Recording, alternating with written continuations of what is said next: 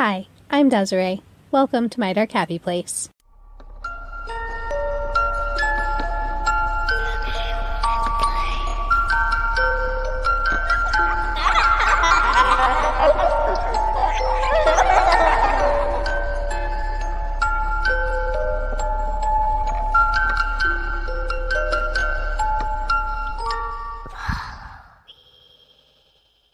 Hello, how is everyone? I hope you had a wonderful holiday. Happy New Year.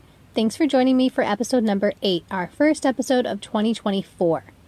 Before I get into the case today, I do just want to say if you missed the update on Instagram, Apple Podcasts is back up and working. So if that's your normal listening platform, you can head over there and all future episodes will be available, and you can catch up on any past episodes you missed as well. So for today's case, I thought it was going to be a single murder case about a young girl, but turns out there was way more to it. The man who killed this young girl is tied to a lot more crimes, and nobody knew the full extent of his evil until about 30 years later. These are the crimes of Dennis Bowman. Cue the trigger warning.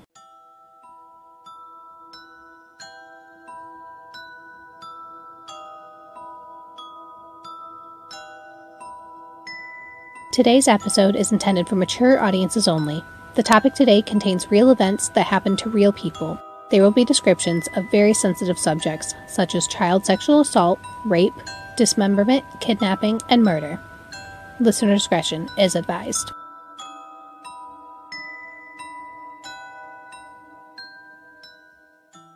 Alright, so Dennis Lee Bowman was born on March 14th, 1949 in Muskegon, Michigan. I have very limited information as to his upbringing. He had 5 sisters and a little brother. He claims that his mother never told him, "I love you," and that his dad would beat him with a belt to punish him.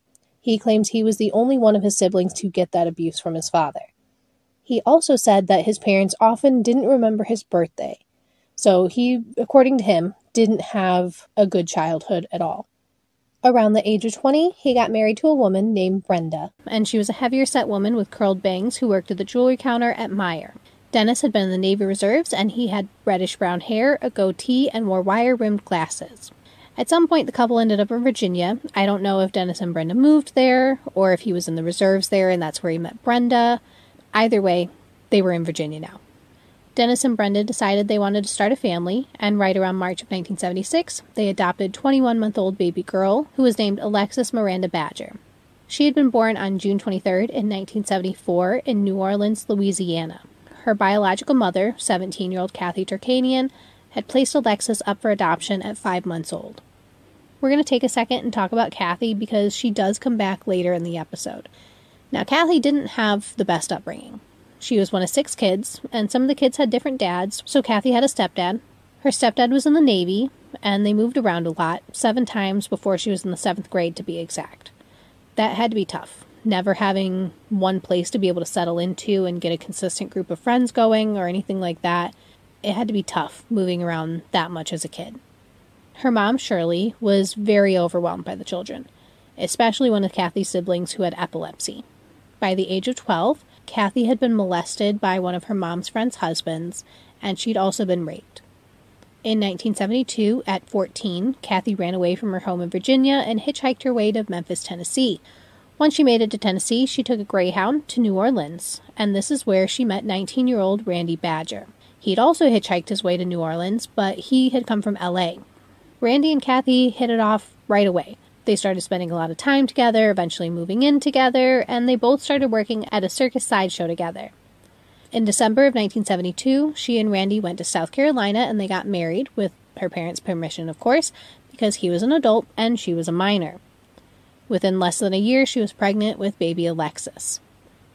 Kathy did her best to keep up with caring for Alexis and working, being only about 16 years old, and Randy, the adult in the situation, who was about 21, should have been the responsible one, but he was more interested in women and partying. Kathy's final straw with Randy was when she came home and found him making out with some woman on the couch in the living room while he let his 5-month-old daughter, Alexis, bawl in the back bedroom. Kathy went back to find Alexis lying there alone without a diaper. How disgusting and a piece of shit do you have to be to let your baby bawl in the back so that you could get it on with some lady on the couch? And as for the lady, you didn't have a problem with that? Anyways, Kathy didn't hesitate to leave the situation. She took Alexis and left Randy and went back to her mom in Virginia. Once she got there, she found out that her mom Shirley had been diagnosed with terminal breast cancer and had a 5-year life expectancy. This means that Kathy was not just responsible for herself and Alexis now, she's also responsible for providing for her mom and her siblings as well. There was one day where Kathy ran out of formula for Alexis and she started to doubt herself as a mother. Her mom Shirley took this opportunity to pick at Kathy and tell her that she wouldn't be able to be a mom, that she wouldn't be able to take care of Alexis, and she'd be better off if she just gave her up for adoption. Shirley didn't really like having her own kids around, and she definitely didn't like having Alexis there. This idea stuck with Kathy, and so she did eventually put Alexis up for adoption with Christian Charities. After she put Alexis up for adoption, Kathy moved out on her own and eventually would meet her current husband, but they never went on to have children together. Alexis was in foster care for a little bit when the Bowmans adopted her, and when they did, they changed her name from Alexis to Andrea Michelle. Throughout the rest of the episode, I'm going to refer to her as Andrea because that's what she's called in all the reportings and all the news articles, just so there's no confusion. After the couple adopted Andrea, things were good for a little while. They'd moved to Holland, Michigan, back into Dennis's home state, and things were going well, until Dennis was arrested for the attempted assault and rape of 19-year-old woman in May of 1980. We're going to call this woman Gloria. Gloria was out riding her bike when a man on a motorcycle pulled up and forced her off the road. The man told her to get into the woods, and when she didn't move, he pulled out a gun and shot, but intentionally missed her. She was frozen, probably in shock, and she didn't move and comply with his demands, so he shot again, this time aiming near her feet. He told her that if she didn't move this time and follow his demands, that the next time he shot the gun, he'd make sure that he hit her. Just then, luckily for Gloria, a passing car distracted the man, and when he turned to look, she was able to pedal away on her bike. The man with the gun did chase her for a little bit, but she was able to flag down a pickup truck, and the pickup truck took her home, and the man ended his pursuit. Once she was home, she told the police about the incident, saying that a man tried to lure her into the woods in what she believed was an attempt to rape her. Gloria described the man as a white male with tinted glasses and a blue helmet, saying that his motorcycle had a blacktop case on the back of it.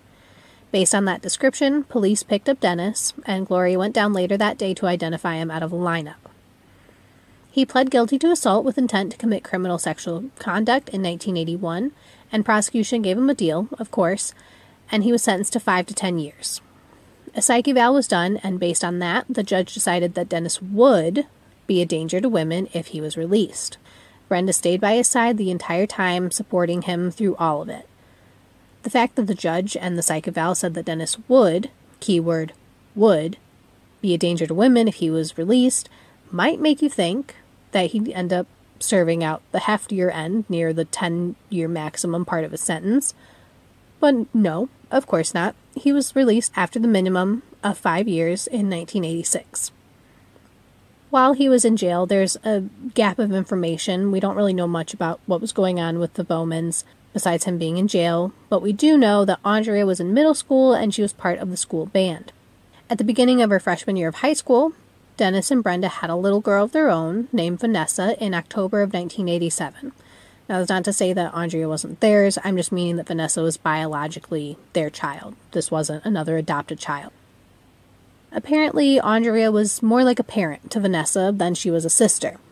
Andrea wouldn't go to the football games after school or attend any after-school activities because she had to rush home to take care of Vanessa. She even kept a picture of her in her folder at school. I saw reports that one time Andrea came to school with bloody wrist, and there were a couple rumors surrounding that. The first one was that she'd tried to kill herself, and the second one was that she'd stayed out late one night, and when she tried to come home, she found the house had been locked up and Dennis and Brenda would not let her in. So she broke a window to try and get into the house, and that's where her bloody wrist came from. I don't know which one's the real story, but just from the sounds of those few things, it seems like Dennis and Brenda put a lot of unnecessary pressure on her, and if they did lock her out of the house at, 13, 14 years old, they didn't treat her very well. Toward the end of Andrea's freshman year of high school in 1988, things took a bad turn for the Bowmans. 14-year-old Andrea went to her friend's house one day and didn't want to go back home when it was time to leave. It wasn't one of those situations where it's, oh my gosh, I'm having so much fun, ask your mom if I can stay the night. She didn't want to go home because she said that Dennis was molesting her. The friend's mom let her stay the night, and the next day at school, she told officials about this abuse. They called the police in right away, and she told the police the same thing, that Dennis was molesting her. A social worker ended up taking Andrea home at the end of the day, and Dennis and Brenda both denied the accusations. They said that Andrea had only made them up because she just found out about her adoption and she was rebelling. That seemed to be good enough for the social worker, and Andrea was left at the house with no further questions. Quickly, after the allegations were brought up, the Bowman family moved to a mobile home in Holland, Michigan. After the move, Andrea ended up saying that she lied about the abuse. This is a big red flag. Someone reports abuse, then they move. Now they're saying that they had lied in the first place. I feel like she knew what would happen if she didn't keep her mouth shut. And she probably didn't want to be removed from the house and leave Vanessa there all alone. Although she did report to authorities that she'd made it up, she confided in one of the moms from her youth church group, a woman named Arlene. She told Arlene that Dennis was molesting her and that Brenda knew and didn't care. Arlene didn't want to get involved, so she told Andrea to go talk to the youth pastor. Dennis confronted Arlene a short while later, telling her to stay out of his business. So she did. She never reported the incident until much later. So many people failed Andrea along the way. On March 11th of 1989, Brenda went to watch Andrea and a band festival at her school, and this would be the last time she'd be seen alive by her adoptive parents. Supposedly. If you didn't already have an inkling as to where this is going, you can probably tell now.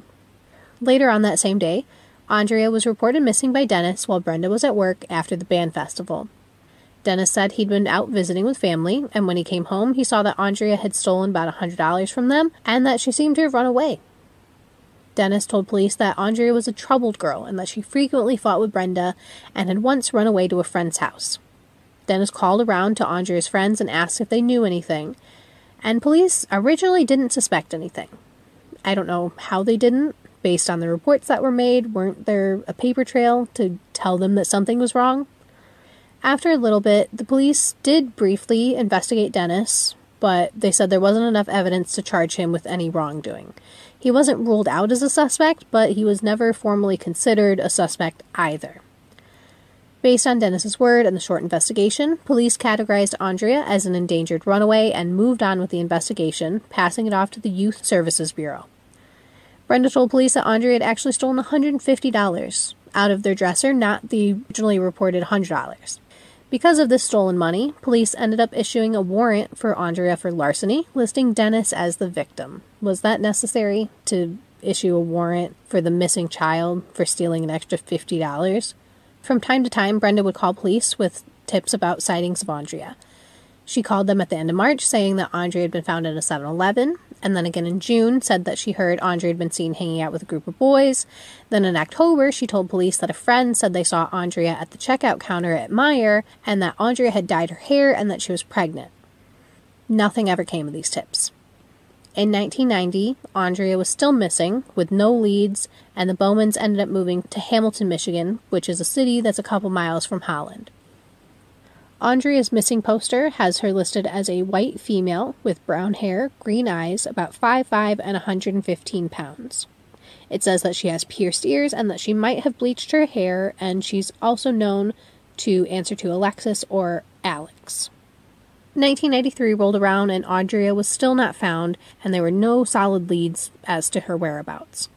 A band named Soul Asylum made a video for their song Runaway Train, and in this video they feature pictures of missing kids. Andrea's picture was one of those featured in the music video, along with 35 other missing children. As of 2019, 24 of the missing children featured in this video have been returned home or have been found deceased. Andrea was not one of those 24. In 1998, 9 years after her disappearance, Dennis had not changed his ways. He broke into 28-year-old Vicki Vandenbrink's house in Ottawa County and stole her lingerie and some of her other belongings. Vicki and Dennis were co-workers. She said that Dennis was a disgusting and creepy guy. She said his nickname at work was Hack and Scratch because he was always hacking and scratching himself, which is just Gross. Apparently, Vicky had been suspecting him of breaking into her home 2 times a week for months. She'd find broken doors, windows, and notice that her blinds had been broken off at the bottom, which would allow people to look into her window, even if the blinds were closed. Because her house was being broken into so often, the police actually installed a security system for her with a silent alarm. After the system was installed, Dennis broke in again. The police were notified that the alarm went off, and an officer responded and found Dennis sneaking away from the back door. The officer stopped Dennis and was like, "Hey man, what are you doing?"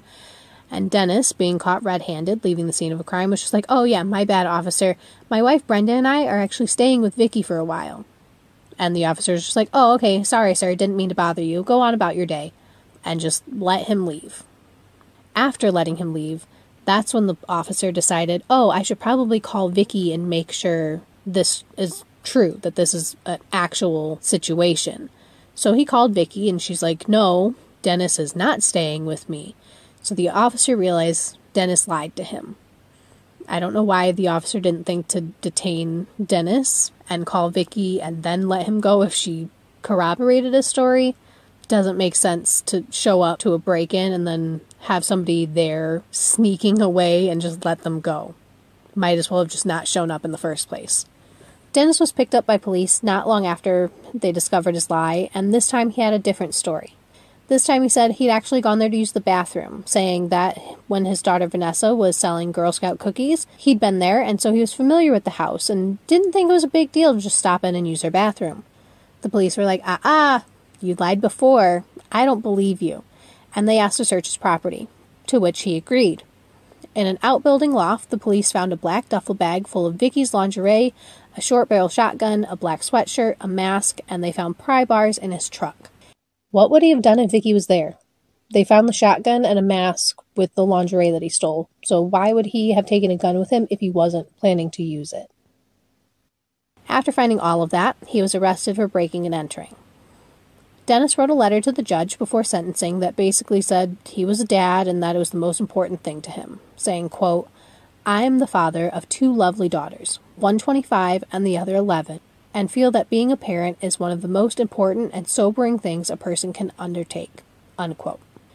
He didn't mention the fact that Andrea was missing for 11 years, since she was 14 years old.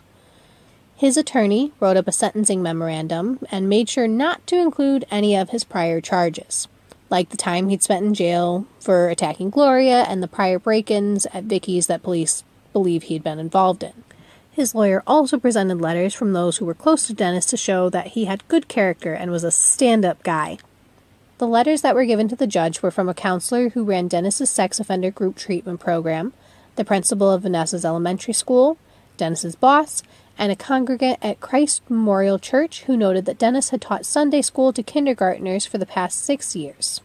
So sometimes when I'm writing these things, I don't notice all the little details because I'm just trying to get all the information down. But when I read it back, I notice things sometimes. And this is one of those things. The counselor of the sex offender group treatment program that Dennis was in wrote a letter saying that he was a great guy, but the judge just seemed to bypass the sex offender part, didn't question why he was part of this program, why he was listed as a sex offender. If he had, that would have led to the prior charge for Gloria coming up, right? Because the lawyer had left that out of the memorandum. But then also, on top of that, a man who's in sex offender treatment is teaching kindergartners in a Sunday school. A sex offender is teaching children. Did they not do a background check? One of the other letters was from Brenda. Dennis's wife wrote a letter in regards to his behavior and said that, quote, "Sometimes we don't realize a problem until it confronts us face to face," unquote. Dennis was sentenced to about a year in jail and was ordered to pay restitution charges to Vicky for the home damage that he had caused. After a short stint in jail for stealing Vicky's lingerie, he went quiet. I didn't see any new allegations or charges for new crimes against him after he got out. He would have been about 50 at this time when he was released, so maybe he realized he was too old to be doing these things to actually get away with them, but who knows. As for the search for Andrea, it was still cold with no leads, no tips, nothing of the sort, until 2009. a man named Carl Kobelman became interested in trying to help solve missing person cases when J.C. Duggard was found after 18 years of being missing. Now, I'm sure that if you're into true crime, you know who J.C. Duggard is, but if you don't, here's a brief overview. J.C. was kidnapped in Lake Tahoe, California at 11 years old, and she'd been kept in the backyard of her abductor's home in tents and sheds in Antioch, California, and all of it went unnoticed, even to parole officers that would show up at the house. She was rescued after her abductor was found with 2 young kids at a college campus, and a security guard got a weird feeling. There's a lot more to this case, obviously, and I probably will cover it at some point down the line, but I just wanted to give you some information as to who J.C. was if you didn't know. So back to Carl. Carl had been an attorney for a long time until his mom became ill, and then he became her full-time caretaker. After hearing about J.C., he started doing research into the National Database of Missing Persons and Unidentified Bodies, which is called NAMIS, and he started looking through those unidentified persons, trying to connect them with any unsolved missing persons cases by using his drawing skills in a computer program to superimpose the faces over the bodies. He'd look into similarities in ages, body composition, location, things like that. Carl had been looking into a case from Wisconsin that was called the Racine County Jane Doe. The Racine County Jane Doe had been dead for about 12 hours when she was found in a field in Raymond, Wisconsin in 1999, but there was no evidence because rain had washed everything away. It seemed to detectives that this body had been dumped there rather than killed there. The Racine County Jane Doe had been severely abused and neglected. It was estimated she was between 18 and 30, 5'8", about 120 pounds, with green hazel eyes and short red-brown hair, both ears being double pierced. He'd looked at a couple possible matches to who this Jane Doe could be, but one really stuck out to him, and that was Andrea. Andrea would have been 25 years old that year that the body was found. In Holland, Michigan is just across the lake from Wisconsin where the Jane Doe was found. He superimposed the images and noticed a lot of similarities. He took that info to police and they thought it was a good possibility, but they didn't have any DNA to prove it. They couldn't use Dennis or Brenda because Andrea was adopted, so they needed to find Kathy. I told you she'd come back. Kathy had not heard anything about Andrea since the adoption. She did try once to contact her through the agency around 1990 when Andrea was about 15 and already missing, but she didn't know that. Kathy learned that it had been a closed adoption, so she wasn't able to find out anything about Andrea at all, not even that she was missing. After that, the next time she heard anything in regards to Andrea was in April of 2010 when she got a letter from a social worker. The letter said Andrea disappeared from Michigan back in 1989 and that the police in Wisconsin had a dead body that could be hers and they needed DNA to prove one way or the other. The letter referred to Andrea as her birth name, Alexis, and gave no further details. It didn't have any contact information for police that were handling the missing person case all these years, didn't have the city that Andrea had gone missing from, and like I said, it didn't even have her new adoptive name, Andrea Bowman. Kathy agreed to give the DNA, but now she wanted to know what happened to Andrea. She started looking online for missing girls from Michigan and found one that matched Alexis's birthday and description pretty quickly. The match she found was Andrea Bowman from Holland, Michigan. Shockingly to Kathy, Andrea had not been adopted through Christian Charities. Andrea instead had ended up with the Virginia Department of Social Services.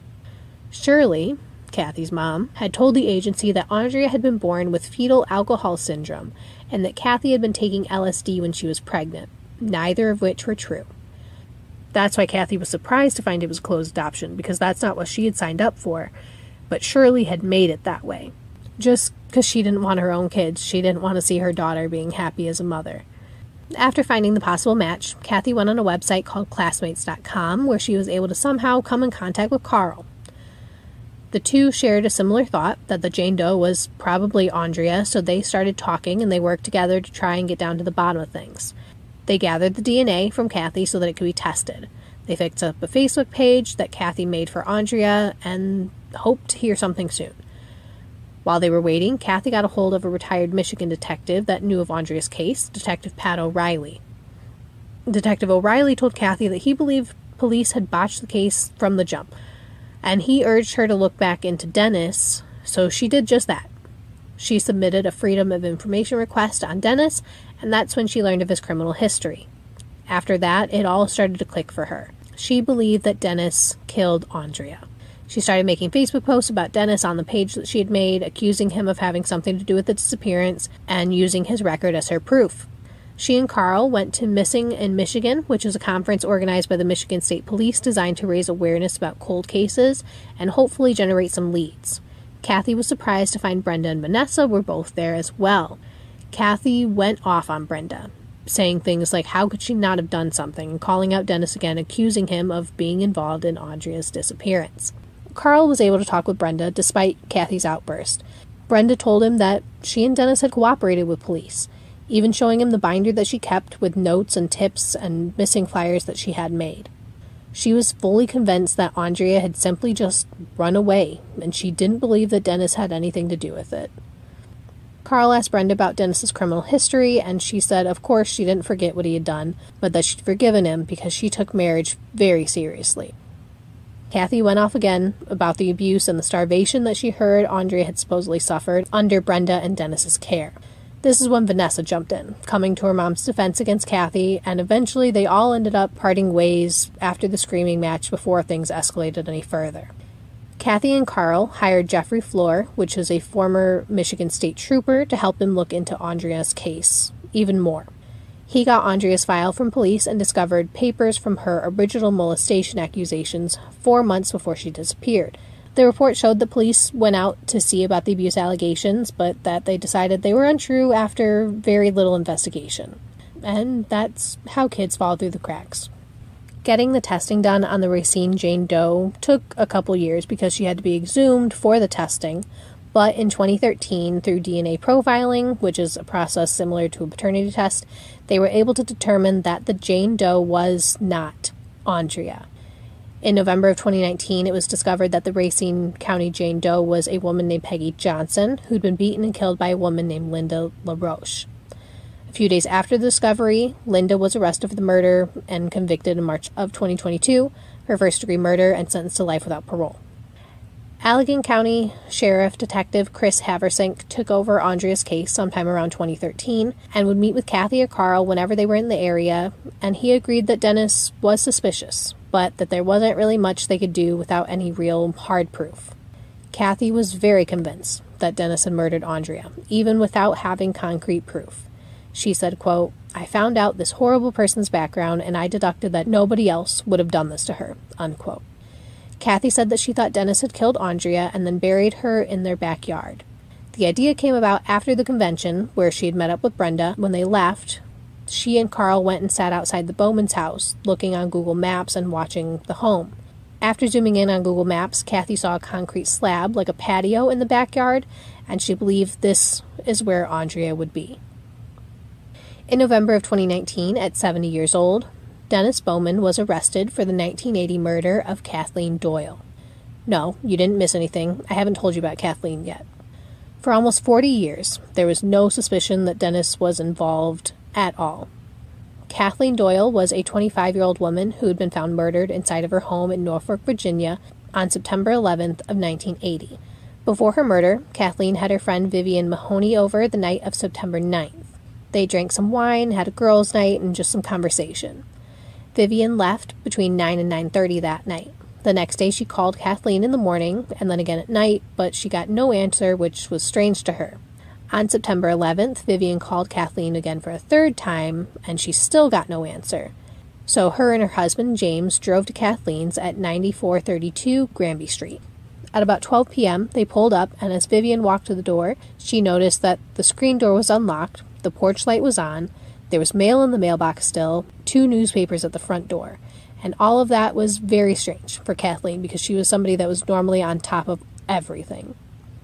Vivian looked through the small window next to the door and saw the wine glasses were still on the table from when she and Kathleen had been drinking when she was over there that night on September 9th. She knocked on the front door and it opened on its own, so she walked in. Everything in the living room looked normal besides the wine glasses being out, so Vivian made her way to Kathleen's bedroom and saw Kathleen lying on the floor. Vivian ran back out to her husband, John, telling him that she'd found Kathleen, so John ran into the house and took note of the bedroom. The mattress was not on the bed right, it had been pushed askew, so he guessed that there'd been a struggle. James checked Kathleen's pulse on her wrist, but he didn't find one. He noticed there was dried blood around her, and some electrical cords had been wrapped around her.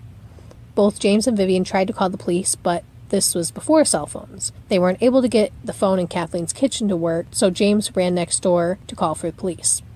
Once forensics got there, they determined that the mouthpiece of the phone, like the old landline phones, the inside of the mouthpiece part had been removed so that no one on the other end could hear the person that was talking.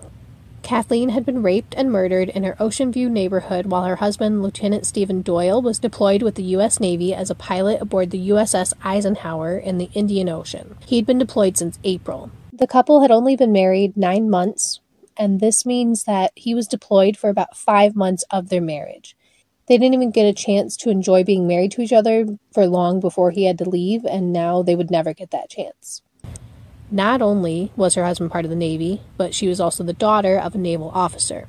Kathleen had hopes of one day becoming an author, so she'd recently taken up journaling. It wasn't a good sight when the police showed up to examine the room. Like I said, the mattress was pushed out of its normal position. Kathleen was surrounded by dried blood, lying on the floor, wrapped in electrical cords. Kathleen had been stripped, gagged, and had her hands tied behind her back. There was a burn mark on her cheek, which was about the diameter of a cigar. She'd been punched and had blunt force trauma to her face and her mouth, and she was kicked in the stomach. Kathleen had been strangled with an electrical cord and then had been stabbed in the back as well as 2 times on the left side of her chest. One of her rib bones was fractured because it had actually stopped the knife from fully penetrating her chest on one of the stabs. She'd also been sexually assaulted. There was semen that was found on Kathleen as well as on her green bedspread, which was collected for testing. It was determined that she'd been dead for about 2 days when she was found based on the rigor mortis and the medical examiner's autopsy. Police searched her home and found that while all of the downstairs windows were closed, there were at least 9 unlocked windows in the house. At the back of the house, there was a piece of wood underneath a utility meter that was outside of the house. This was used to stand on to get to an upper window, and the screen had been raised in her spare bedroom. They found a knife on her dresser, and they also found a marble rolling pin next to her body. So I wonder if she grabbed it for self-defense or if Dennis had used it to beat her. The police checked the house for fingerprints, but they didn't find any in the room besides her own, Vivian's, and John's. They did find a random fingerprint on an envelope, but it wasn't near her body, and I couldn't find out if they figured out whose print that was ever. Police checked phone records, and it appeared that at about 9:30 p.m. on September 9th, so shortly after Vivian left, Kathleen had called a friend long distance out of state, and then around 11 p.m., Kathleen's mom tried calling her, but Kathleen didn't answer. So Kathleen had been murdered sometime between that 9:30 call to her friend and her mom calling at 11 p.m. Police didn't have any real leads to go on or any suspects in the case, and they assumed it had been a stranger that had broke in and killed Kathleen. Like I said, they found semen at the scene and it was collected for testing, but it would be years before anyone was suspected in her murder. In 1983, serial killer Henry Lee Lucas was arrested in Texas. This relates, I promise. Just stay with me for a second. I know there's a lot going on in this case. Henry Lee Lucas had a partner named Otis Elwood Toole, and they killed alongside each other. Henry was convicted of 11 counts of murder altogether, including his own mom, and Otis was convicted of 6. Both of these guys are known for saying they committed about 600 murders across the United States. Norfolk Sergeant Robert Hazelett believed that Henry and maybe Otis could have been responsible for Kathleen's murder. Henry had told Chesapeake officer who flew down to Texas, Detective C.S. Griggs, that he had killed 2 women after they broke into their home around Norfolk, and one was in 1976 and one was in 1980. Hazelett said the 1976 confession wasn't true because they didn't have any unsolved murders from that year, but that Kathleen's from 1980 was a good possibility. Norfolk police got a warrant for the arrest of Henry Lee Lucas, and when they spoke with him, he said he remembered killing Kathleen. He told police that he'd gone up to her door to ask for water and that Kathleen let him in. He says eventually he got up to her bedroom, and that's when he sexually assaulted her. He said while he was attacking Kathleen in the bedroom, Otis's niece Frida, and his nephew Frank were in the house looking for things to steal and just kind of rummaging around. He said that Frank had actually been the one to take apart the speaker on the phone in the house. He got a lot of these details right, it seems, so he has to be the guy. Except he wasn't. In 1985, Henry came out and said that he actually had lied about almost all the murder confessions, except for 3 people that he had actually killed. Both Henry and Otis' confessions were questioned because of the fact that they admitted to murders that happened while they were in completely different states at the same time as those murders, which would have made it impossible for them to have been the killers. In Kathleen's case, Henry's confession was determined to be untrue because it was confirmed that Henry and Otis were in Florida on September 9th, 10th, and 11th when she would have been killed. This left police with no leads and a lot of time wasted on hope rather than evidence. Years and years went by, and in 2001, Norfolk Police homicide detective Donnie Narell looked at the evidence in Kathleen's case again to see if they could find any new leads. This is when he realized the DNA from the bedspread had never been tested. He sent it in, and it was confirmed that there was indeed sperm on it, and it also provided a DNA profile, but it wasn't able to tell them who the person was exactly. Kathleen's father, John O'Brien, was upset with detectives because he felt that police hadn't looked into her case much further beyond Henry and Otis. He said they were too hyper-focused and just trying to clear the books rather than finding the actual killer, saying, quote, "It is my opinion that my daughter's case might have been solved long ago if only the Norfolk Police Department had not been duped into believing a national-scale hoax perpetrated by Henry Lee Lucas," unquote. John died in 2016 without knowing who was really responsible for killing his daughter. In 2018, Norfolk Police Department cold case detectives Victor Powell and John Smith, along with the NCIS, which is the Naval Criminal Investigation Service, partnered with Parabon Nanolabs to use genetic genealogy to solve Kathleen's case. On November 4th of 2019, police received a list of 30 possible people that could have been responsible for the semen that was found at the scene from Parabon, meaning that one of those 30 people would have been Kathleen's murderer. Of course, they wanted to collect samples from each of those potential people, but those suspects were all over the U.S., which would have made it rather difficult. Everything started to fall into place 10 days after receiving the list. On November 14th, Norfolk police were at a cold case convention, and by happenstance, Michigan State Police were there as well. Norfolk Police cold case detective John Smith was having a conversation with a Michigan State Police officer about the Parabon findings because there was a man on the list named Dennis Bowman who lived in Michigan. Michigan State Police told Detective Smith that they knew who Bowman was and even had his DNA on file. Apparently, at some point, Dennis and Brenda had gone to the Allegan County Sheriff Office to report Kathy for online harassment. While they were there, the police offered Dennis a water bottle, and he accepted it and then left it behind. They used that bottle to pull saliva for DNA and fingerprints, and that's how his DNA got into their system. I guess there were some officers that were skeptical of him all of these years and never really had any solid proof, but he was on their radar, so they thought to collect his DNA when they had a chance. Detectives Powell and Smith asked Michigan State Police to send over their DNA profile of Dennis so that they could compare it to the DNA profile that was on Kathleen's bedspread. After comparison, it was a match, and on November 20th, Norfolk Police got an arrest warrant for Dennis Bowman.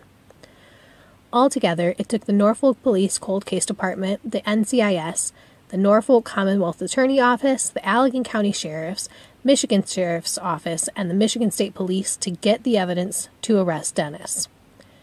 Nice to see police actually working together and sharing the information to solve a case instead of just having an ego contest. Dennis Bowman was arrested by Michigan State Police 2 days later on November 19th of 2019. His bail was set at $200,000 cash surety. Dennis was interrogated by Norfolk Police Detective John Smith, and he confessed to being drunk and breaking into Kathleen's home. He said he'd been out at a bar drinking, and on his walk home, he saw her house and decided to break in and see what he could find. He said he was so drunk that he nearly fell through the window as he was entering the house. He said once he was in the house, he started looking around, and he ended up going through a door and entering a room, which turned out to be Kathleen's bedroom. He says when he walked into her room, she got startled and started screaming, and he took out his pocket knife, and during the struggle, stabbed Kathleen in the front side of her chest. So if she was actually in bed and he's telling the truth about this night, the rolling pin most likely wasn't for self-defense, because why would she be sleeping with a rolling pin? Dennis says that he then blacked out and said, "Lady, I'm leaving," and walked out the front door of her house and that she was alive when he left. Seems like that's not the whole story to me, and Detective Smith didn't think so either. So he asked Dennis to draw a sketch of the floor plan of the house. Dennis's sketch was very close to the actual floor plan of Kathleen's house. If he was so drunk that he was blacking out, how did he remember the floor plan so well? That seems like more than just an oopsie that he ended up in her bedroom. If he can recall the layout, he knew which rooms were which. As Detective Smith kept questioning Dennis, he'd never admit to sexually assaulting Kathleen or to tying her up. He said he doesn't remember doing any of that part. He says what he called the demon took over. He described this demon as making him feel electricity through his body, specifically his arms, and that he doesn't remember what the demon did. Detective Smith tried to trip Dennis up into confessing that he had tied up and sexually assaulted Kathleen by giving him some exaggerated information, like how many stab wounds she had. When he said there were 9 or 10, Dennis said it was bullshit, because he can see himself stabbing Kathleen in his mind. Sounds like to me he fucked up in his story, but he had a quick recovery. He said it was only the one time that he was seeing in his mind, and that he saw himself leaving after. So which is it? If you blacked out, you just happened to come back to before leaving? How do you say that you didn't do any of the stuff if you can't remember that time when you were blacked out? If the demon took over, the demon just left and Dennis was present again so that he could leave the house? The demon is really just Dennis's way of describing his rage, because he said he was very upset that night and he went nuts after he made the first stab. I think he remembers everything, and he just wants to keep those gruesome memories to himself as a trophy of sorts. Detective Smith said that eventually in the interrogation, Dennis reverted to a childlike avoidance, and that he even started crying, saying that he didn't do the things Detective Smith was saying he did. When Dennis was alone in the room, though, he can be heard on the recording saying, "I've done it again." Now, if you remember, a little earlier I said that Dennis was on trial in Michigan in 1980 for attacking Gloria. So how could he be in Virginia to also kill Kathleen? Dennis was in Michigan on trial, meaning he wouldn't have been able to be in Virginia, unless he had a reason that would allow him to leave the state of Michigan in September of 1980 during the trial, which he did. Dennis was in Virginia for an annual 2-week-long active drill because he was part of the U.S. Navy Reserves. After Dennis was arrested for Kathleen's murder, he ended up telling police that he was involved in Andrea's disappearance. He said that he came home from visiting relatives and he found Andrea packing a bag. He said she'd broken into his and Brenda's bedroom and was threatening to speak out about the molestation again. He said that after her threat to speak up again, he said, "No, you're not," and punched her in the face. He said he hit her so hard that it caused her to fall down the stairs, and she landed at the bottom, letting out a moan before she died. The fall had broken Andrea's neck, rather than calling for help, because according to him, he didn't want to get in trouble because he had a prior criminal record. So he said he threw the body in the neighbor's trash. Turns out he didn't throw her in the trash. He changed his story and said that actually he had hid her body in the barn out back under a tarp and then burned her clothes before reporting her missing about an hour later. After police came and left, he says he went out with a machete to try and dismember her. He said that the machete wasn't working, so he decided to switch to an axe so that he could finish the job and cut off her legs so that her body would fit into a cylindrical barrel so that he could bury the body. Yep, seems like a very well thought out plan for something that just happened in the moment. Dennis told Brenda the truth about Andrea's disappearance on the phone while he was in jail waiting to go on trial for Kathleen's murder. If Brenda truly didn't know what had happened and she thought Andrea had run away, what a shock that must have been to her. Police executed a search warrant on February 4th of 2020, and skeletal remains were found in the Bowman's backyard on the 200 block of 136th Avenue in Monterey Township in Allegan County. The remains were found under a concrete slab, the one that Kathy had noticed on Google Maps. Brenda told police exactly where to look because Dennis told her on a phone call where he had buried Andrea. At first she was confused because, if you remember, after Andrea disappeared, they'd moved. And so she was wondering, how could you have buried her if we didn't even have this house yet? Andrea's remains were dismembered in 4 plastic bags, which were mixed with trash from her house, and then buried in a cylindrical barrel. The remains were found very close to the Bowman's house in the backyard under that concrete slab. Dennis told police that they'd find the machete under his bed, which they did. He told them that that was the machete he'd tried to dismember her with, and that would probably still have her DNA on it. To confirm the remains that were found were Andrea's, Kathy gave DNA right away. The remains were confirmed to be Andrea's on March 2nd of 2020, and Dennis was charged with open murder, felony murder, first-degree child abuse, and mutilation of a body on May 15th of 2020. Dennis had been extradited to Virginia to face the charges for Kathleen. During his interrogation with Detective Smith, Dennis asked if there was any way that the death sentence could be taken off the table, and if they would do it if he would confess. He asked for a lawyer, and Detective Smith told him that because he had asked for a lawyer, he couldn't make a deal without that lawyer present or having the prosecutor there. So Dennis decided to forego the lawyer and ended up talking with Detective Smith. Dennis was given a deal by the prosecution. In June of 2020, he pled guilty to charges of rape, murder, and burglary in relation to Kathleen. In return for his guilty plea, the death sentence was off the table. During the trial, Deputy Commonwealth Attorney Philip G. Evans read words from her father, John O'Brien. They said, quote, "Though her pictures are all around me, on my desk and on the wall, I find it hard to describe Kathleen. My descriptive powers are simply inadequate to portray all of her special qualities." Unquote. Dennis was given 2 life sentences without possibility for parole for Kathleen's murder and rape, plus 20 years for the burglary. He was then transferred to Michigan to begin his sentence because he was about to go on trial for Andrea's murder. After he was sentenced for the murder, he ended up confessing to another attack, saying that he did, quote, "bad things to her," unquote. On October 18th of 1979, a 27-year-old who we'll call Tilly was attacked by a man who broke into her home in Holland, Michigan. This man broke into her home near James Street and Butternut Drive, and then he bound, gagged, and sexually assaulted Tilly, and then he fled. She reported the attack to police and said the man was a white male, about 25 to 30, had sandy-colored hair, wore wire-rimmed glasses, a leather jacket, and dark pants. She said the man was about 5'6" and 150 pounds. At the time of the attack, Dennis lived down the street in a mobile home. He was never suspected in this case and was only connected after his confession to it. Unfortunately, the statute of limitations expired, so there were no charges ever filed against him on the attack of Tilly. During a preliminary hearing for Andrea's death, Dennis said, quote, "Now they can dig her up and you can put her in a can on your mantle. Now everyone is going to know what a rotten son of a bitch I was, that I'd been lying to everybody the whole time," unquote. Dennis also wrote this statement, saying, quote, "Dear friends and family, because of my present situation, because I love my wife and daughter, I am writing this explanation to you that my loved ones have to hear. I've confessed to the death of my daughter Andrea, I myself and no one else. In an argument with her, I struck her, which made her stagger backward and fall down a steep staircase in a house we rented between Holland and Hamilton. Fearing more prison time and losing my loved ones, I hid the body and then disposed of it days later. I've kept this to myself for these many years so that I could live my life with Brenda and watch Vanessa grow into a successful young lady. Please, with all love, I ask you support Brenda because I have crushed her heart and left her desolate. She didn't deserve this and has always loved me beyond measures," unquote.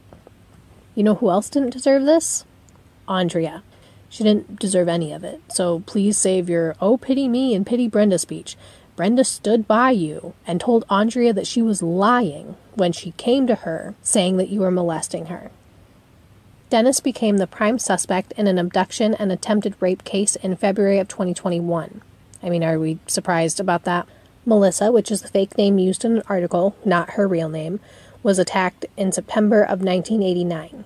She lived in Holland, Michigan at the time and was only 6 years old. Right around the same age as the kids he was teaching at the Sunday school in 1998 when he broke into Vicky's house. Melissa was walking to a friend's house, and as she was passing a gas station, a man in a rusty red pickup truck with a white cab pulled up beside her and stared at her. This man told Melissa that he had puppies that she could go look at if she came with him. He told her that he'd already talked with her mom and that the mom said that she could go with him to go look at the puppies. He didn't give her any time to think or to say no because he grabbed her and pulled her into the truck. At one point during the ride, they passed a police car, and so he made her lay back so that she wouldn't be seen. She kept asking if they were almost there and could tell that something wasn't right. The man finally stopped the car, grabbed a rope, put it around her neck, and then used it to drag Melissa into the woods near Silver Creek County Campground in Hamilton, Michigan. Once the man drug 6-year-old Melissa into the woods, he ripped off her blue sweater that had the words "Young at Heart" written on it. He tied the sweater over her mouth and then tied her hands behind her back with a rope and took off the rest of her clothes.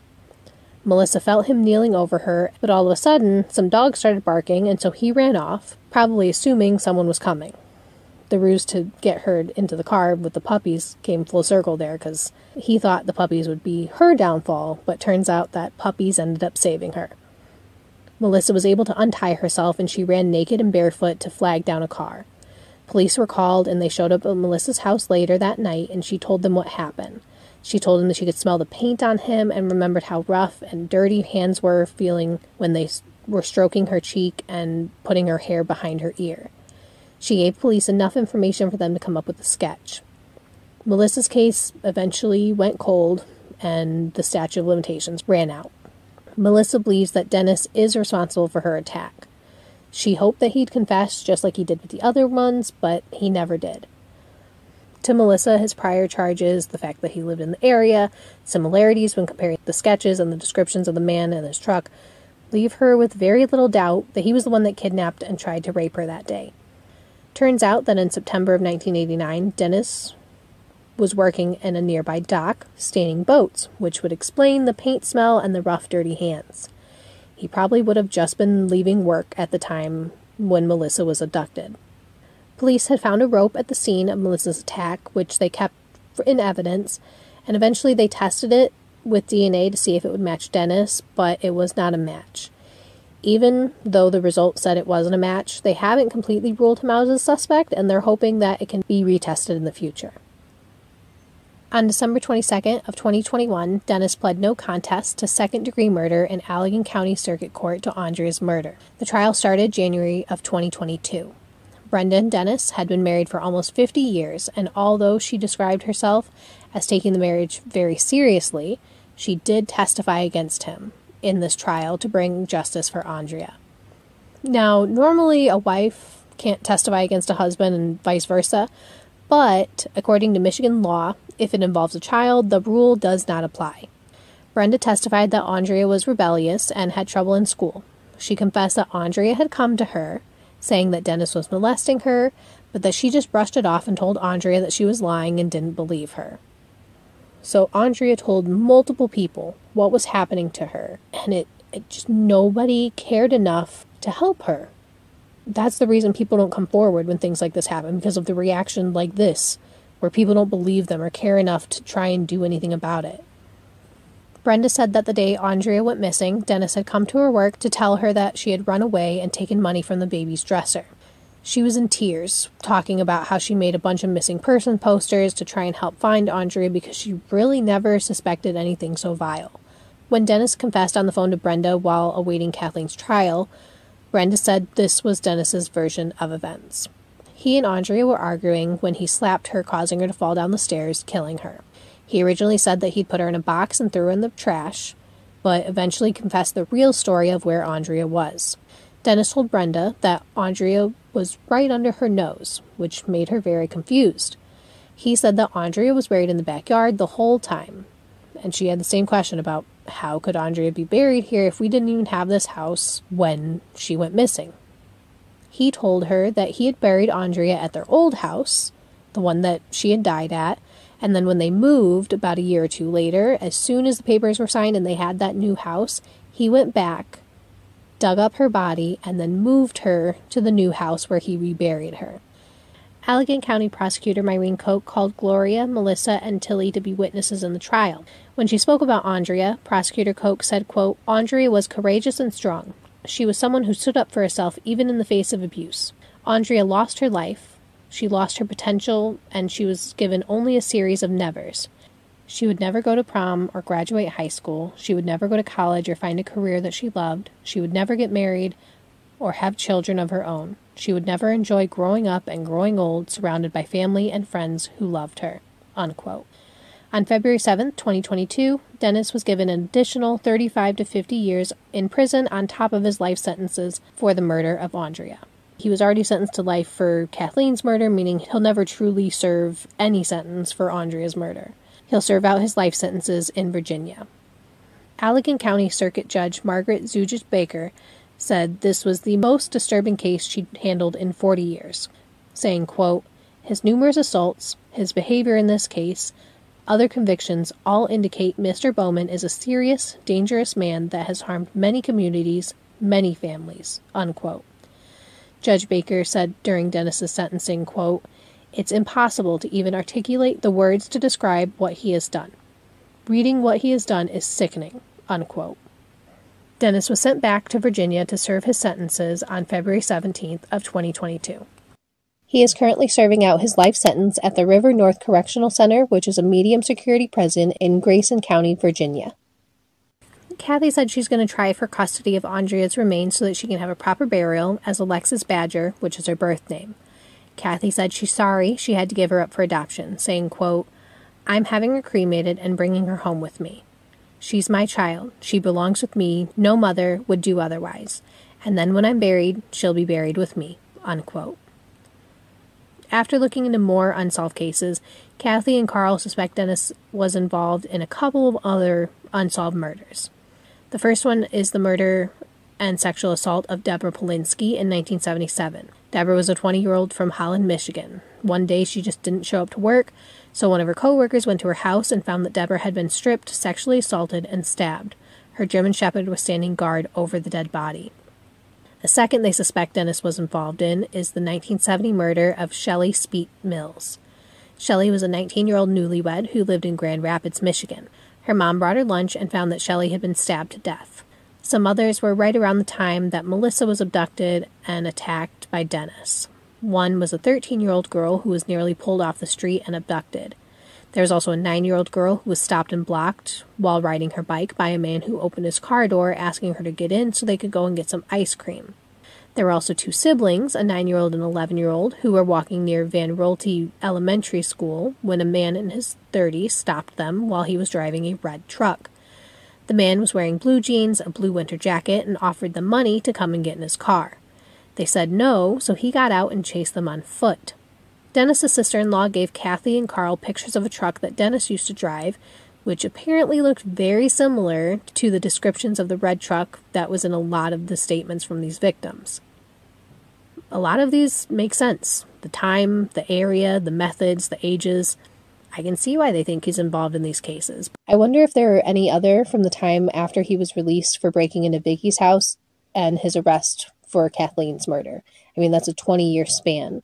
Someone as brutal and evil as him doesn't normally just stop what they're doing. I guess we'll only know if he ever confesses to more crimes, which I doubt he really will.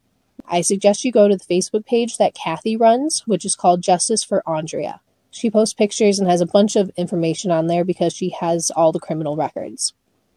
And that's it. That's all I have for you this week. I want to hear your thoughts on the case. I know it was a lot, and there was a lot of connections between things and speculation. So let me know what you think. Talk with me about your thoughts on Instagram, Twitter, or Facebook at DarkHappyPod.